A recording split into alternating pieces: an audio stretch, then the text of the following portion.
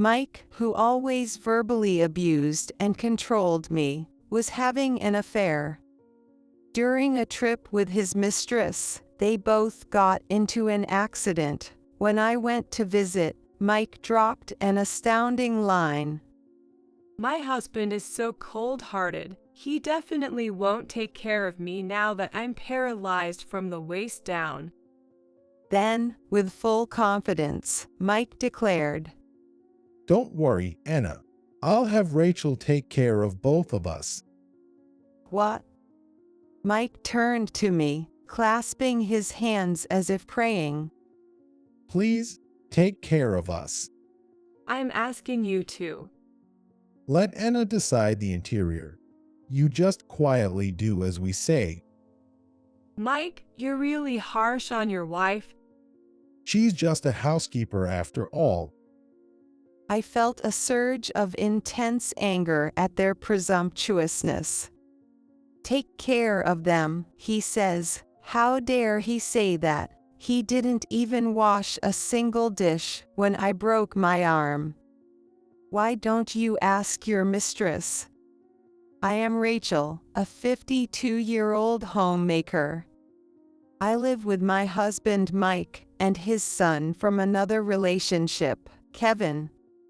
Mike seemed hard-working and sincere while we were dating, but after marriage, he turned out to be a domineering husband. Although confused, I found solace in Kevin, who lost his mother at a young age and treated me like his real mom. The bond between Mike and Kevin was heartwarming, so I couldn't bring myself to sever our newly formed family ties and decided to wait and see. I hoped Mike would change. I first felt uneasy 2 years after marriage. When Kevin reached 4th grade and I had more free time, I thought about starting to work.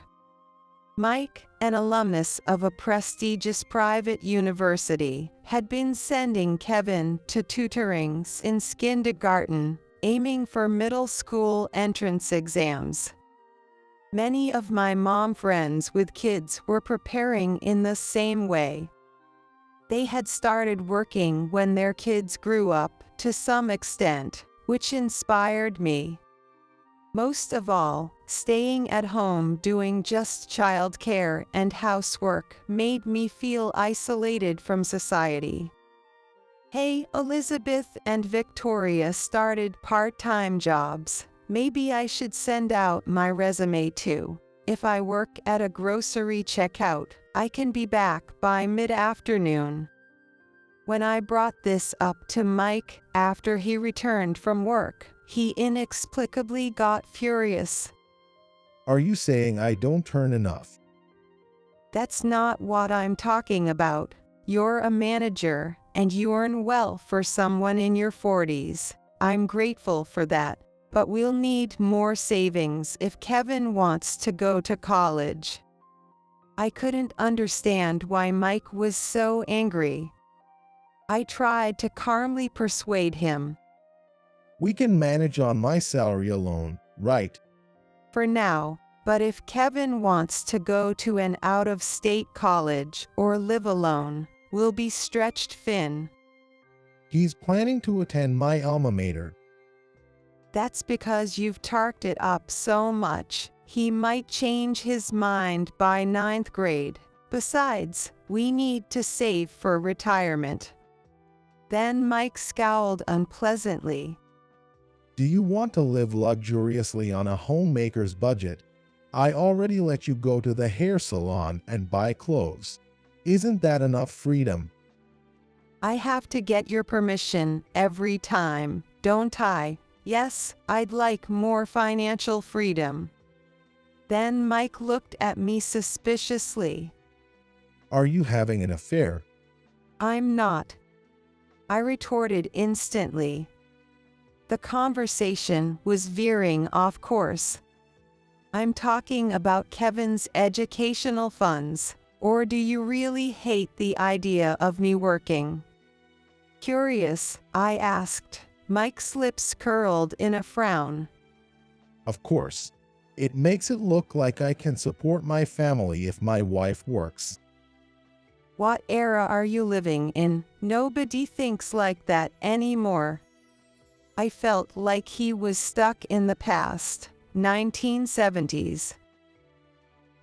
I'm healthy and don't have small children or family members to care for. I get envious when I hear other moms starting to work. Other people's business is irrelevant. Mike raised his voice. He crossed his arms, looking down at me with a twisted smile. Someone as dull as you couldn't possibly handle a job properly. You can't even do household chores perfectly, let alone balance them with a job. What? If I start working, of course, I'd expect you to share the household chores.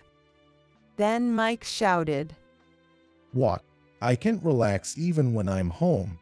How much do you want me to work? Are you a demon wife? I'm gonna balance work, household chores, and childcare, but doing it all alone is tough. That's why I want you to help. It's okay if you just help on the weekends. The very idea of making a husband do household chores is wrong. A wife's job is to keep the house in order so that her husband can focus on his work. You can even do that perfectly, and you want to work. What are you thinking? Enough. Feeling fed up, I ended the conversation. Working outside seemed like an impossible dream. I gave up on convincing Mike and continued as a homemaker, dedicating myself to household chores and childcare. Years later, while cycling to the nearby grocery store, I swerved to avoid a cat at a corner and crashed into a lamppost.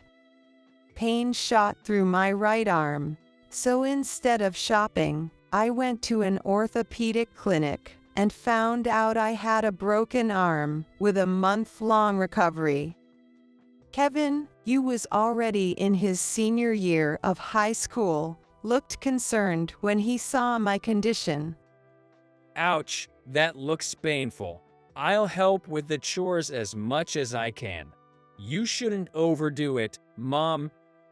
Thank you, Kevin, that helps a lot. However, Mike's reaction was unexpectedly awful. He looked at my cast with annoyance and blurted out, You can still make my lunch, right? I'm sorry, but I can't use a knife with my dominant arm injured. Could you buy your own lunch for a while? Breakfast will be instant soup too for a while. Then, Mike got furiously red-faced. A housewife you can clean or cook. If you can take care of your husband, you're useless. I won't support a freeloader. But the doctor said I shouldn't move it too much. Sorry, can you bear with it for just a month? Trying to sound apologetic, he finally calmed down. Huff. Can't kick out an injured person, I guess. Be grateful for my kindness in keeping such a useless burden around. I was appalled by his arrogant tone, but I just smiled thinly and swallowed any retort. Then Mike really did nothing but keep me around, not even washing a single dish he used. Thanks to the kind Kevin, I managed to get by until my cast was removed. I didn't even tell my mother back home about the injury, even if she called me. I didn't want Mother to worry her. Your aunt passed away, didn't she? There are things to sort out, so come back home for a bit. Yeah, but it's a 2-hour flight. I'll find time to come home soon. That's how I replied, and after the cast was removed, I went back to my parents' home under the pretext of seeing my mother. As college approached, Kevin was studying hard every night at the tutoring center, and taking extra classes during the holidays. I did what I could to support him, like preparing light midnight snack that wouldn't upset his stomach, and gathering information about his desired colleges. One day, just before a long weekend, Mike came home from work in an unusually cheerful mood and told me, "Man, I've got a business trip over the long weekend. It's going to be so busy, really." I had a hunch. It must be a trip with his mistress. I suspected this because, for the past few months, he suddenly started working late often. He became more concerned about his appearance, and his business trips to other cities increased. Recently, he even started taking his phone to the bathroom, which I found odd. That stuff. Are you going to New York, Chicago? No, it's San Francisco, but it's not for sightseeing. Don't expect any souvenirs from Chinatown or anything. Mike becomes talkative when he lies. He's never brought back souvenirs from his trips before. I almost laughed at his words. I watched him eagerly pack branded suits and shirts into his suitcase and deliberately commented, "Seems like you're excited about this business trip." Yay, I've got a golf game with a client. He's a great guy, and I'm really looking forward to having dinner with him. Oh, is that so? There was even a San Francisco guidebook lying around. It was so blatantly obvious that I got angry. After Mike left, I spread a divorce form on the dining table. Recently, while he was asleep, I had unlocked his phone with his fingerprint and confirmed his affair. Only you for me. We need to be careful not to get caught by your wife. Let's lie about a business trip and meet in a hotel.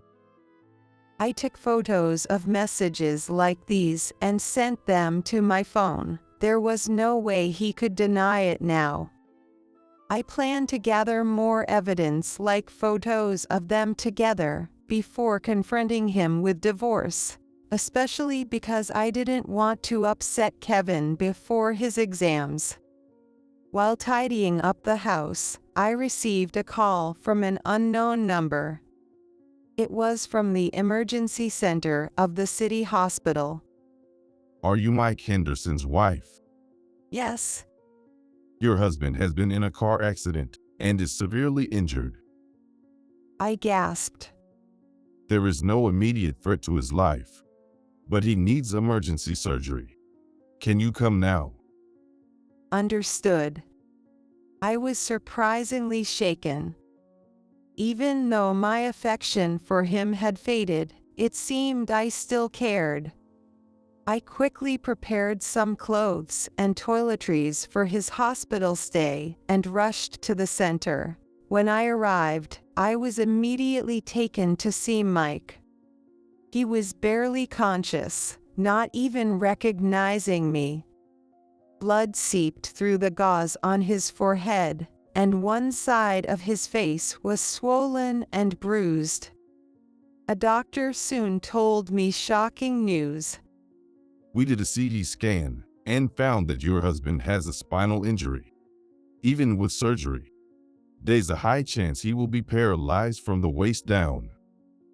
Really? Please proceed with the admission process. Certainly. I stepped out into the hallway where a police officer was waiting.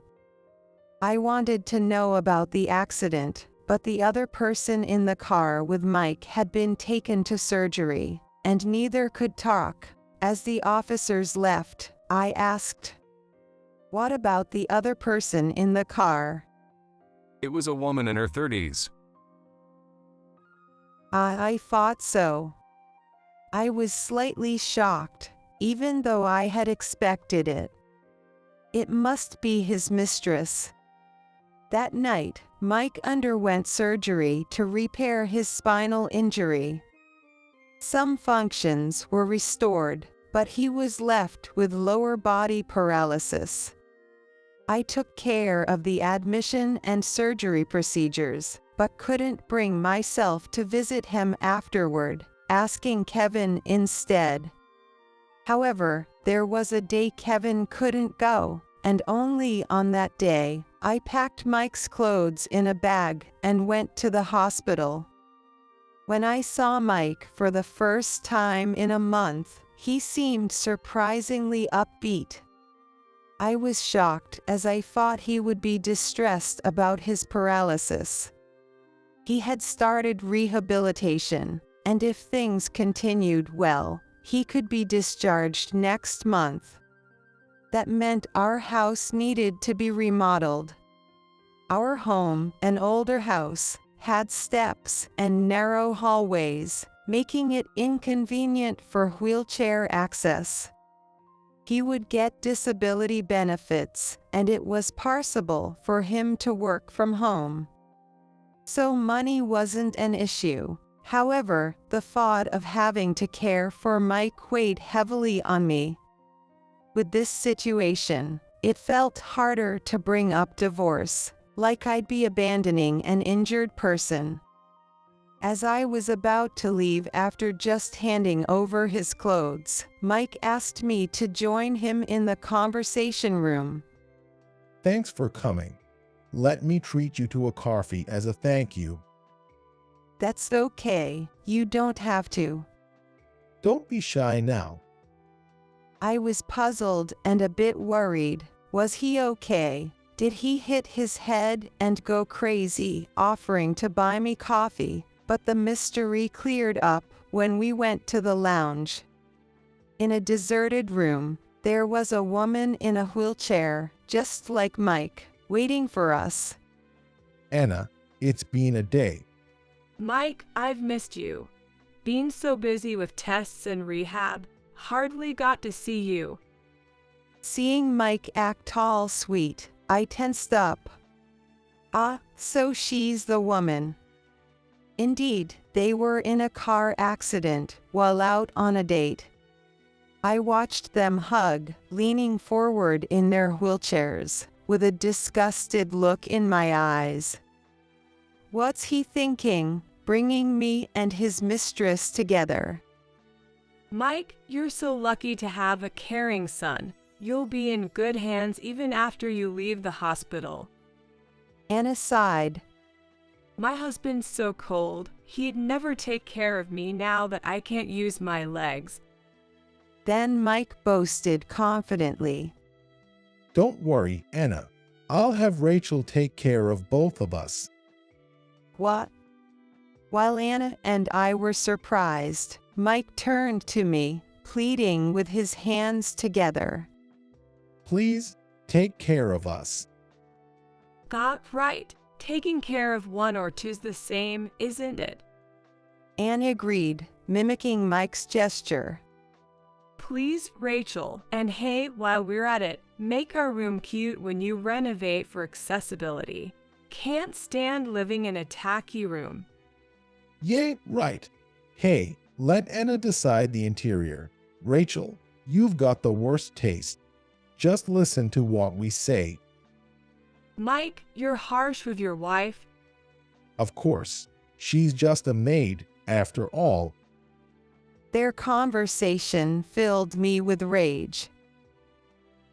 I thought to myself, take care of you. Who do you think you are? You didn't even wash a dish when I broke my arm. What? Why don't you ask your mistress? I snapped coldly, and they too stared at me in surprise. Come on, what are you saying?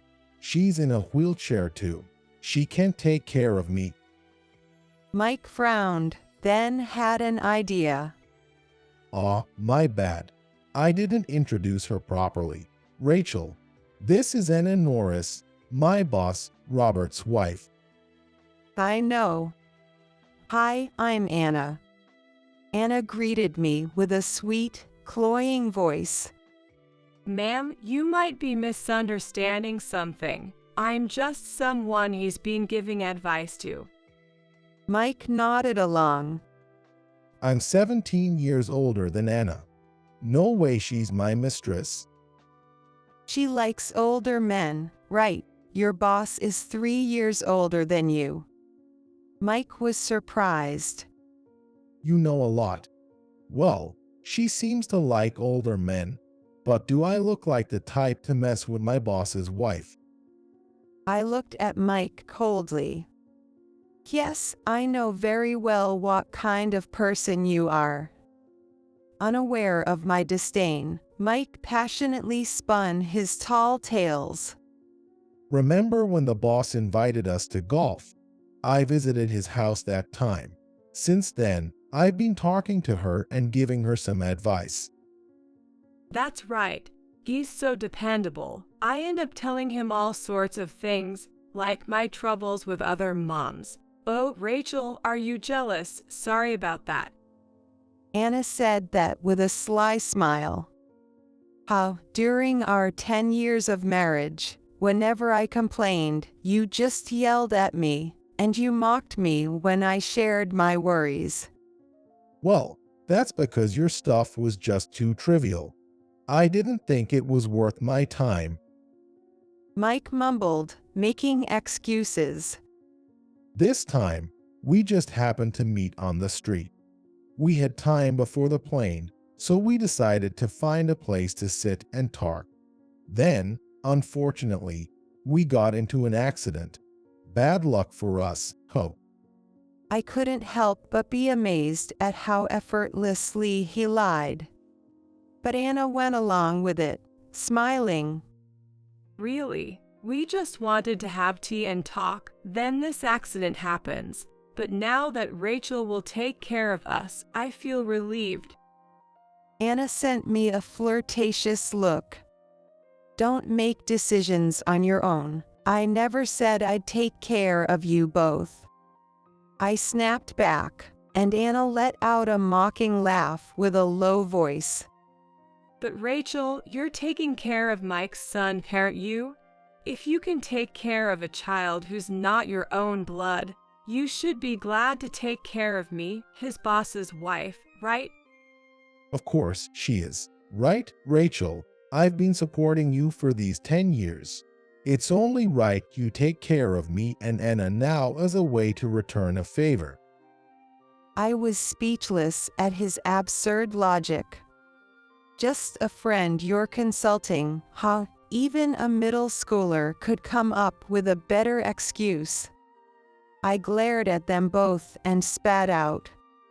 Why don't you just admit it? You've been cheating.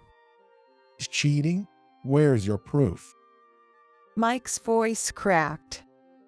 He was clearly flustered. Yay, if you think we're more than friends, show us the proof. I pulled out my phone, showing them the intimate conversations and photos of Mike and Anna in bed together, making Mike turn pale. You, snooping through my phone. That's low. Even for spouses, there are things you just don't do. You're one to talk about being low. Our son is working hard studying for his exams, and you're cheating with your boss's wife. You're the worst father. Shut up. You're not even his real mother, so don't act all high and mighty. Mike's words stung. True, even though I love Kevin like my own son, I can't compete with his blood father, Mike. My hesitation to divorce stemmed from the fear, what if Kevin chose Mike over me? As I bit my lip, the sound of wheels echoed down the quiet hallway. A nurse pushed in a bed, heading our way. The nurse stopped the bed next to me. I glanced at the person lying there and screamed out loud. Robert. Huh, Robert? Mike exclaimed in a baffled tone. And he hurried over in his wheelchair. Robert, I'll be back for you in 30 minutes. Understood. Thank you. After the nurse bowed and left the lounge, Robert used the bed's reclining feature to sit up. I was surprised. I heard you were discharged, so I didn't expect to see you here at this hour. Haha, sorry to startle you.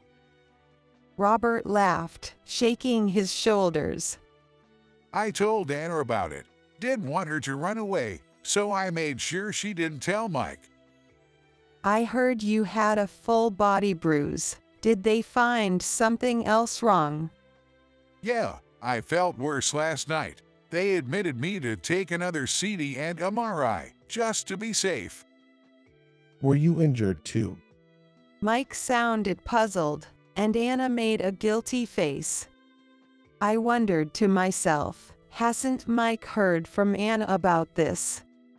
I had heard from a police officer on the day of the accident. The reason Mike was seriously injured was that he crashed into a car stopped at a red light at high speed. And I had received a call from Robert himself, who was the other party involved.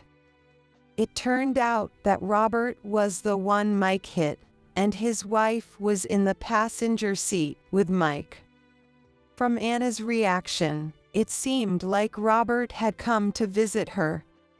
And Anna kept quiet on his orders about the fact that the other party was him, and even about coming to the lounge tonight to talk with Mike.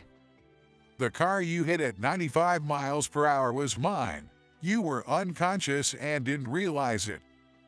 What? I was conscious, so I knew. Anna said, sounding annoyed, and Mike's eyes widened. Then why didn't you tell me? When the accident happened, I did say it's my husband's car. Not that. I mean, we even had a date here the day before yesterday. Right. You should have told me then. If I had told you, my husband said he would demand $50,000 for infidelity. Anna snapped back. Until just now, she had seemed so sweet, but now she was screaming like a demon. I never intended to divorce my husband. It was just a fling with you. But because of your mistake, my husband found out, and now look at the state I'm in. I'm still young, and my life's a mess. Divorce is certain. It's all your fault. How are you going to make this right? Anna. Mike looked at her with fearful eyes. I'm sorry. It's all my fault. So, I'll forgive the alimony as a substitute for divorcing Anna. But of course, I'll be billing you. Pay up the $50,000. Robert said with a wicked smile. And Mike, your insurance had expired, right? You'll compensate for the medical expenses for me and Anna. And the $200,000 BMW you wrecked, right? Of course you'll pay, right? I asked you to drive slowly, but you had to show off and speed like that. Stupid. Anna blamed Mike in a sharp tone. And while I'm at it, let me tell you something. All you do is brag about your son. It's so annoying. Anna twisted her face. You talk about him having the same elite qualities as you, getting into a national university after middle school exams, but who cares? For a manager, you're stingy with gifts, and the hotels and restaurants you choose are second-rate. I thought being married to someone like you would be lame, and I was right. What did you say? I don't want to be lectured by a woman who cheated with him. I quickly retorted.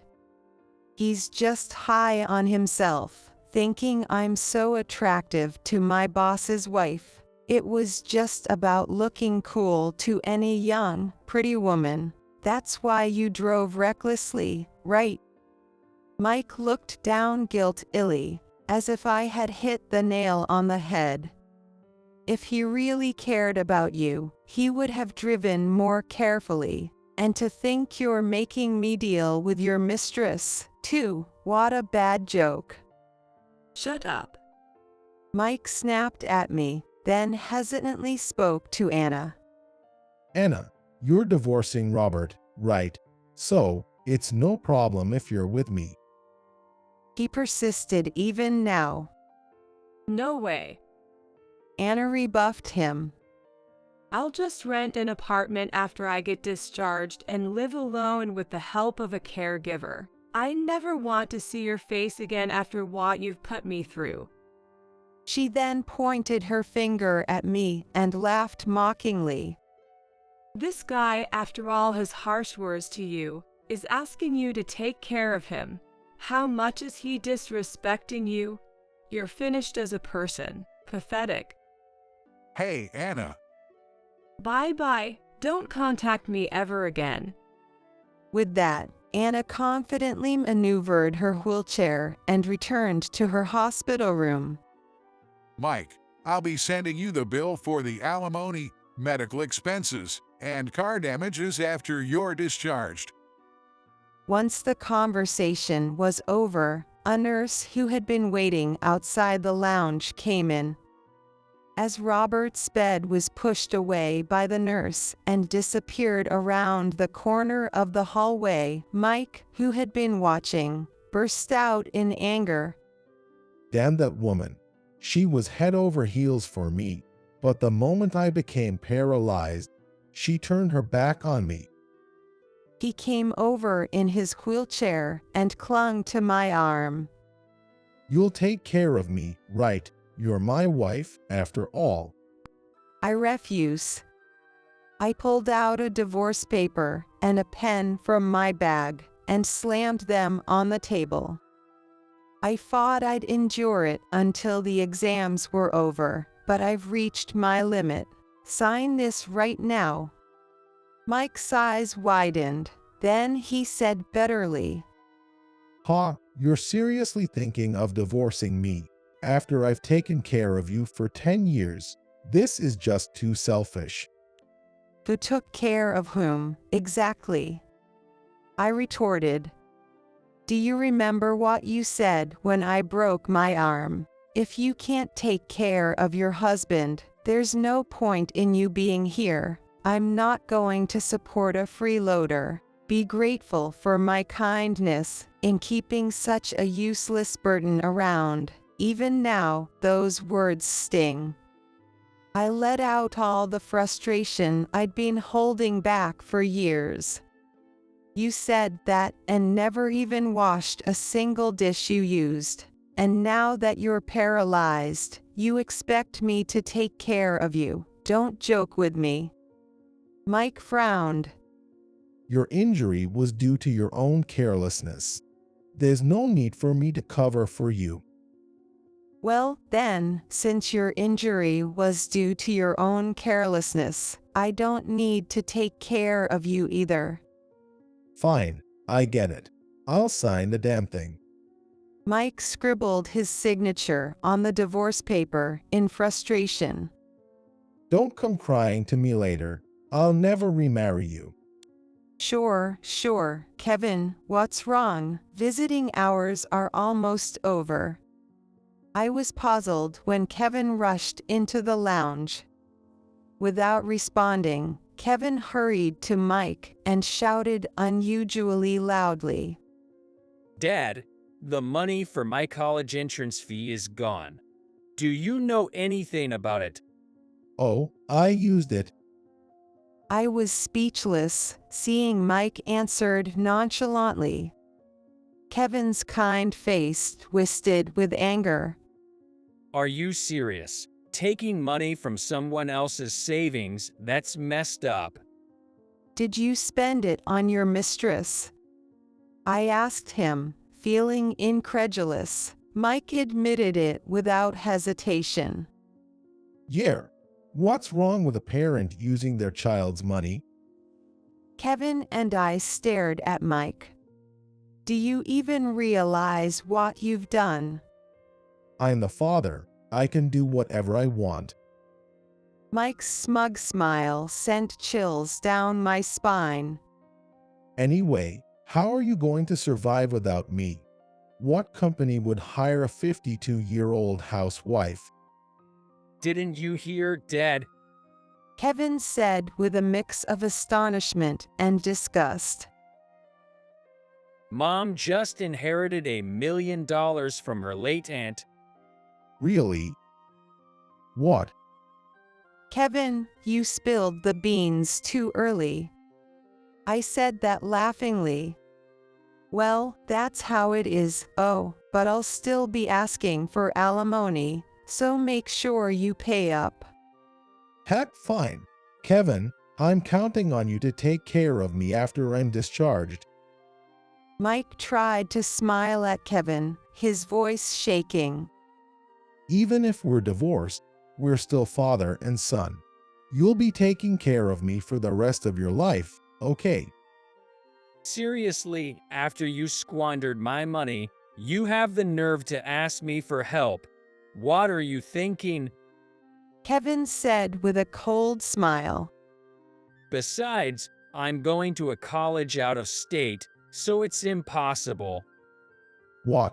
No, you're supposed to go to my alma mater, right? I changed my plans a long time ago. I tried to tell you, but you were too busy working to listen. That's not true, Kevin. He was too busy flirting with his mistress. Oh, right. In the end, family didn't matter to you. That's not true. Mike exclaimed in panic. I've always cared for you guys. Sure, I had an affair and spent our savings on that woman, but you and your mom are what matter most. I worked hard and gave all my salary to Rachel, didn't I? That's the least you could do. Nothing to brag about. Kevin retorted firmly. Since we're at it, I've always hated how you treated Mom, ever since I was a kid. What? Really? Of course, it's better when parents get along. My friends' families all share chores, but at our house, you just bossed everyone around. Mom loved me even though we weren't blood related. I loved her a lot. Then why were you so mean to her? Didn't you marry her because you loved her? I never understood that. Kevin. I saved my part-time earnings instead of spending them, and you just used them up and now expect me to take care of you? After how coldly you've always treated Mom, how can you say that to her? Kevin, did you really think of me that way? Mike stammered. We used to be close, right? You love me more than your non-biological mother, don't you? Even if we are blood related, I won't want a father like you. Mom's enough for me. It might be tough because of your condition, but I don't want anything to do with you anymore. Handle your own problems. You're right, Kevin. He's so lacking in parental awareness. It's poo, even his own son can't stand him anymore. Leaving a dazed Mike in the lounge, Kevin and I went home together, feeling closer than ever. Mike, who had an affair with his boss's wife on a whim, was forced into divorce by me and disowned by Kevin, ending up all alone. Moreover, he had to pay a huge amount of debt for the compensation to his boss, medical expenses, and the car, and repaying Kevin's college fund. After his hospital discharge, Mike went to Robert's house, apologized, and begged to let him continue working at his company. Thanks to Robert's mercy, he wasn't demoted and started working from home. However, the rumor of his affair spread quickly. Whenever he went to the office, he faced whispers and eventually found it too uncomfortable, so he resigned. When Mike, having lost his job, asked his relatives for money, they initially sympathized, but once they found out he had spent Kevin's college savings, they all turned their backs on him. Eventually, his strict brother took him in, determined to set him straight. Meanwhile, Anna, kicked out after the divorce, rented an apartment from a relative and started living alone. She reluctantly began working on her computer and relied on a caregiver during the day, but her twisted personality led to constant conflicts. Refused by many, in the end, only the rudest caregivers would come, and Anna spent her days being scolded and crying. Finally free from Mike, I used the inheritance from my aunt and alimony from Anna to fund Kevin's college education. Using the remainder, I bought a condo and started enjoying living alone. No one to nag me about doing chores perfectly or worry about public image. I even restarted part-time work after 10 years. I'm living busy but fulfilling days. When Mike learned about my life, he sent me an unbelievable message recently. Hey, you must be lonely without me, right? Maybe I should visit you sometime. You've depended on me all this time. You owe me. I blocked him after his relentless messages. He must have asked Kevin for my address. Eventually, he showed up at my condo in a taxi, lurking around, so I called the police and had him arrested. It was just a warning this time, but he was also found loitering around Anna's apartment. When his brother picked him up from the police station, he was furious. Under his brother's supervision, Mike is now confined to his home, glued to his computer from dawn to dusk, working tirelessly to pay off his debts. Kevin, taking his father as a negative example, is diligently studying and enjoying his college life. Though we're not related by blood, Kevin is a son to me. I want to continue watching over his growth warmly.